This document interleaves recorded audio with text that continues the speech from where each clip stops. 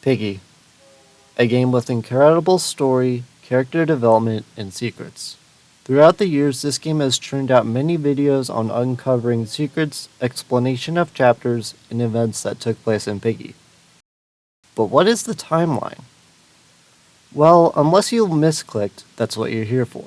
For those that don't know, Piggy has multiple endings throughout the story, but the endings that we are going to be focusing on are going to be the true ending, savior ending, and hidden ending.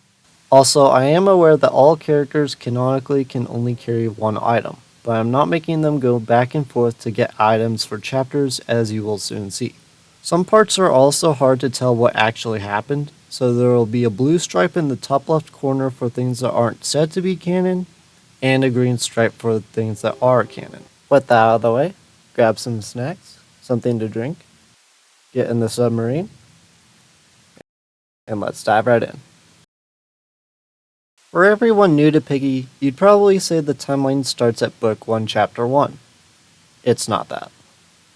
For the more experienced players, you'd probably say the timeline starts with Willow or Tigree's childhood. You're getting closer. For all you detectives out there, you'd probably say the timeline starts with Tio's backstory, and you'd be right. The timeline actually doesn't start with the chapter, but a note. Specifically the Season 2 note. This note, among others, talk about Tio and his friend, most likely Mr. Stitchy. Their friendship started with Tio summoning Stitchy into the world of Piggy after Stitchy was presumably neglected in his own world and was befriended by Tio after being summoned. Tio, excited by his newfound friend, gave him a face of his own to form a friendship bond. The two would hang out together to become good friends, until at some point Tio falls ill, potentially from being around Stitchy. The illness gets so bad that Tio lost an eye. Realizing what he had done, Stitchy leaves Tio, but Tio, believing that Stitchy left because Tio was starting to look like him, banished Stitchy from his home. Stitchy would then disrupt the nearby countryside in anger. But Stitchy would return with a face of his own for Tio alongside a proposition for him before Tio died. After Tio's death, Stitchy would then try to heal from losing Tio and promise his world domination. Many years later, Willow is born into a life of crime alongside her little brother William. Unfortunately, their parents are arrested for unknown crimes, and Willow and William are left without anyone to care for them. Willow and William live alone together for some time before being taken under Daisy's hoof, so to speak, and she takes care of them. William is still saddened by the loss of his parents, though, and at such a young age. Unfortunately, Daisy is politely asked to serve in the military, and Willow and William have lost another person that they cared for. Willow writes in a journal how she will still keep William safe, but wishes it was her instead, noting that Daisy was the only one who could do the service. She continues writing she won't be able to take it if she loses anyone else. William takes Daisy's loss very poorly, becoming stubborn and upset. Presumably after Daisy left, Willow formed a criminal group consisting of Billy, Rash, Pony, Kitty, and potentially others in order to feed herself and William. William would also have a friend whose name began with K. Tigree grew up around the same time as Willow, but had a bad relationship with his parents, constantly being neglected for his success and ignored for his accomplishments. Tigree's school life wasn't much better, having to endure constant bullying and clotheslines in the hallway. Sometime later, Tigree has had enough and sneaks out of his home and enlists in the military after seeing a poster. Tigree would then become one of the best soldiers under the training of Sergeant Monroe and would serve under his command. Bunny grew up in a fairly large house with her two little sisters, Brella and Bonnet. She enjoyed playing at a local playground, arcade, having birthday parties, and hanging out at a mall with their friends Sheepy and Gloria. Later on, Bunny and Sheepy would attend a medical school, and Gloria would continue on to become a teacher. Mrs. P and her billionaire carnival owner husband, Mr. P, live on a farm until Mrs. P falls ill from an unknown disease later named Linioma. Mr. P then donates 40% of his bank funds in order to research a cure for the disease. The funds went to stuff like scientists, equipment, facilities, and more. Some people involved included Bunny, Sheepy, Badgie, and possibly Barry. Giraffe is also a camp counselor for a short while in the forest camp. He would also earn a certificate on environmental studies at the biology school of Lambridge. At the forest camp, Zizzy, Zuzi, and Z would stay here, and Zuzi would see something outside their cabin. Zuzi recognized it from a story Zizzy would tell to get Zuzi and Z to sleep early, but Zuzi believed this to be true. She then wakes up Z to get her to help look for him.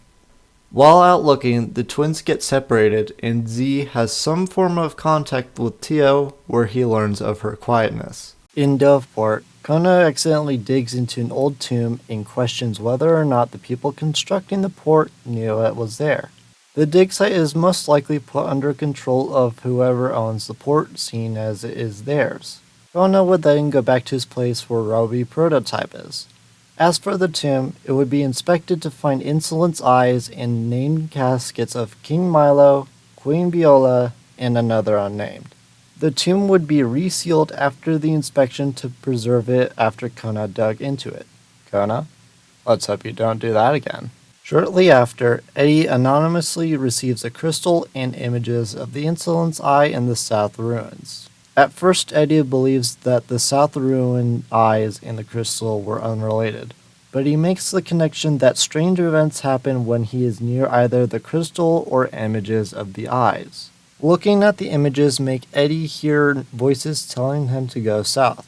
Eddie has never experienced anything like this and fears for what will happen. In the time where Eddie has his mansion, the same mansion Ellie grew up in, a story would float around sparking the interest of Zuzi. Look away, I approach. Now look again, I encroach.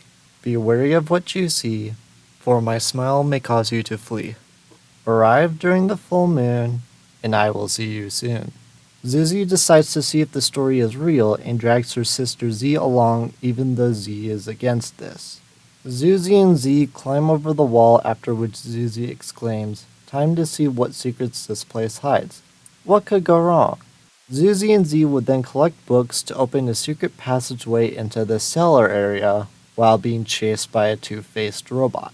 After finding two wires both outside where a toy train can be seen and in a room with a strange painting, they restore power to the mansion, and Zuzi decides that they have seen enough and should leave. They would then find a remote upstairs that would deactivate a runaway toy train in the backyard and get a key to the kitchen. They would continue by finding keys to Ellie's room, the cellar portrait room, and paint the canvases in the room the correct colors to collect the gate key and get out. Zuzi would run out of the mansion looking behind her and ran straight into Zuzi, who has been looking for them. Zuzi warns Zuzi that there's a robot in the mansion and says not to go in. Zuzi questions what they were doing in the mansion, and Zuzi immediately blames Z. Zuzi doubts this, but Zuzi screams as Eddie walks up to the three zebras and begs him not to turn them into toys. Eddie is very confused by the screaming zebra, and Zuzi apologizes for Zuzi and Z's trespassing. Zuzi's scream apologizes and continues to blame Z while she is shaking her head. Eddie tells the twins he hopes they learned their lesson and says to stop sneaking into houses. Zuzi acknowledges, and Eddie says to get lost. After which Zuzi asks where Pony is, as he was supposed to be watching over Zuzi and Z. He then springs from a nearby bush claiming he found candy. "You had one job, Pony." Disappointed, Zuzi says she should keep an eye on all of them more carefully. She then asks Zuzi and Z if they would like to go trick-or-treating. The three zebras then leave without Pony, who is stuck in the bush. Shortly afterward, Eddie opens his secret room in the cellar filled with all his research in it. He then calls someone named Finley, saying he needs help investigating something. He also adds that he feels something big is going to happen. Soon after, Finley would arrive at Doveport and begin his inspection along with his crew, though they hate being called it. He logs that two of his exploration crew that he sent down have not returned. In fear that the two lost crew have found something and intend to keep it for themselves, he decides to go down himself with the rest of his crew. As Finley and his crew venture deeper into the temple, they make their way into a strange maze-like room.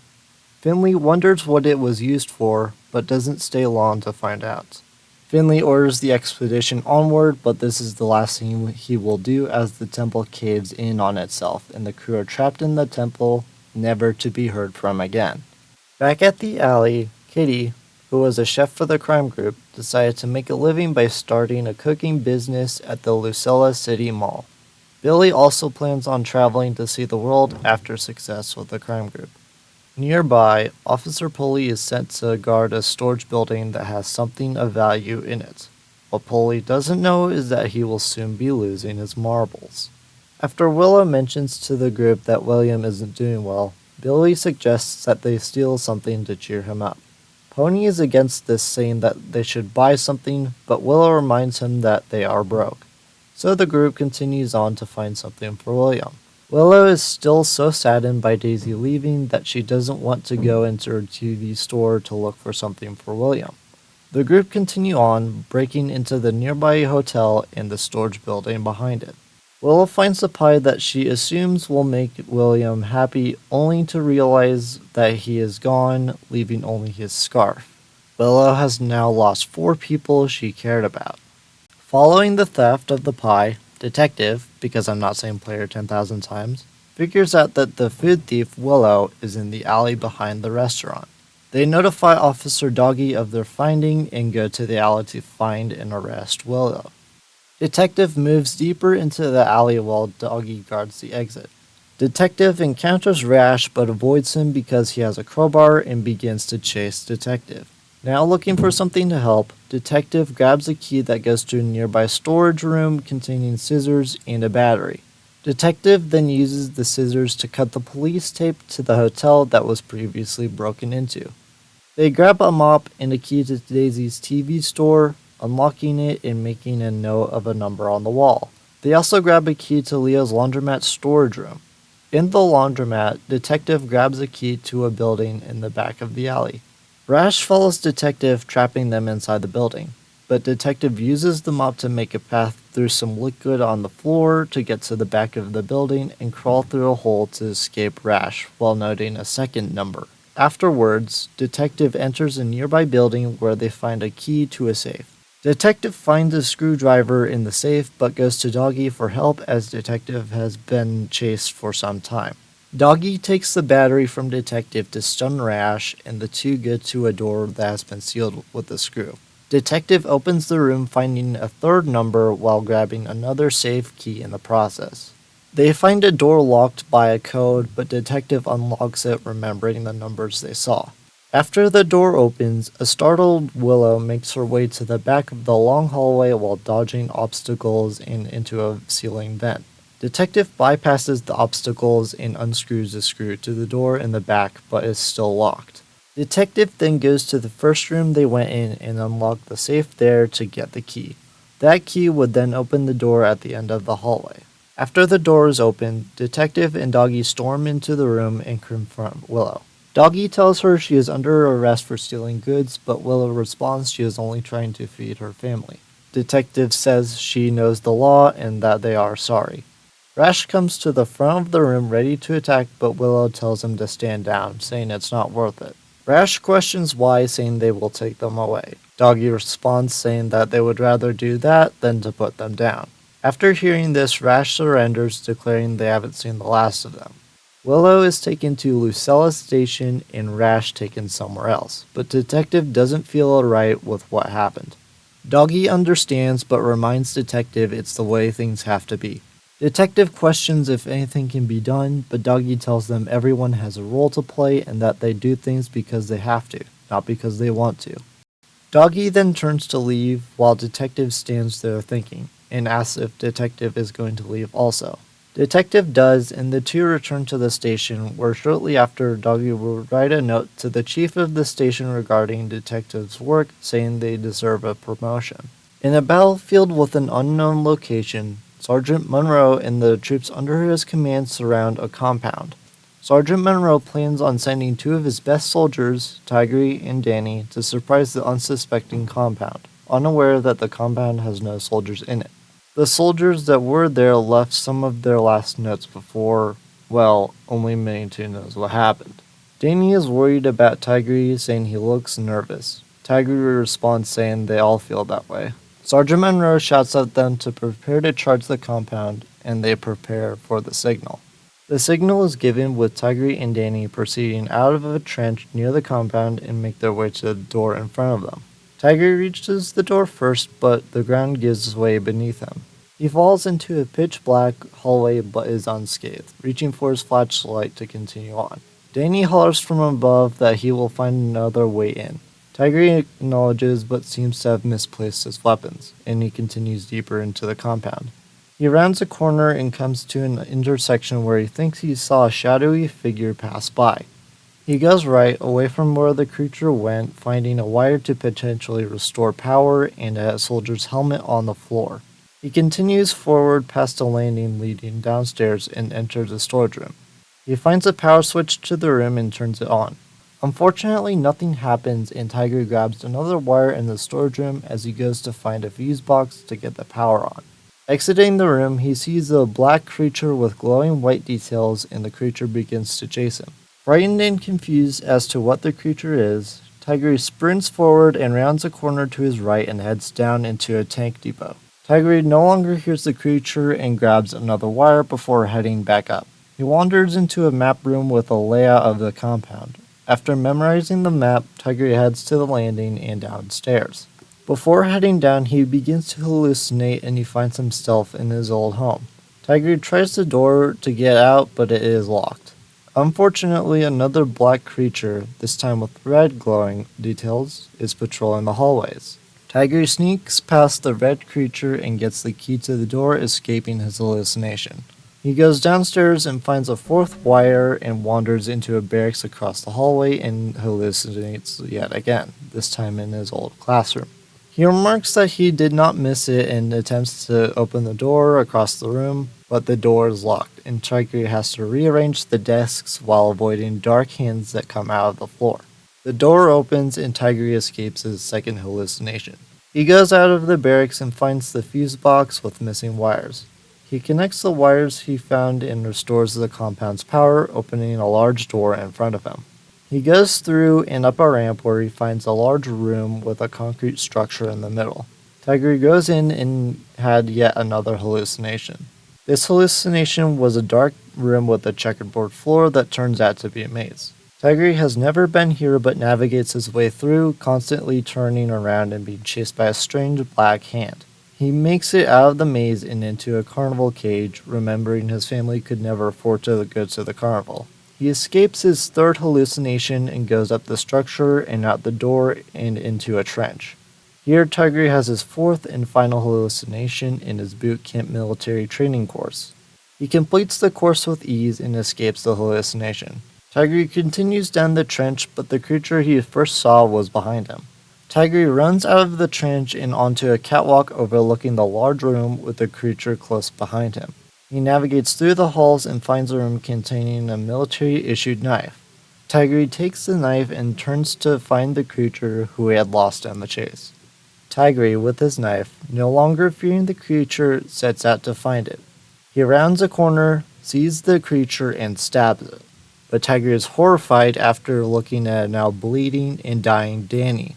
Tiger drops the knife, terrified at what he did and extremely confused as to why Danny was the one he stabbed. He then deserts the military and travels in an unknown way to the alley where he hides from the military. Back at Lucella City, Mr. P is offered a deal by Tio. In exchange for saving his wife, Mr. P would add an additional ingredient to the cure, an ingredient called Substance 128. Mr. P would accept the deal, not knowing what he did.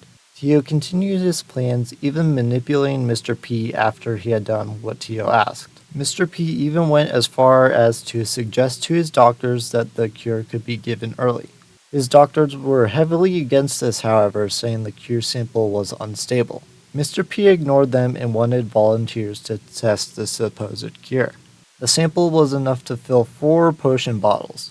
The Piggy family, consisting of Penny, mother, and father, volunteered for the cure. Almost immediately, the Piggy family was seen to be stronger than previously. So much so that an eager Mr. P gave the fourth potion bottle to his wife, Mrs. P.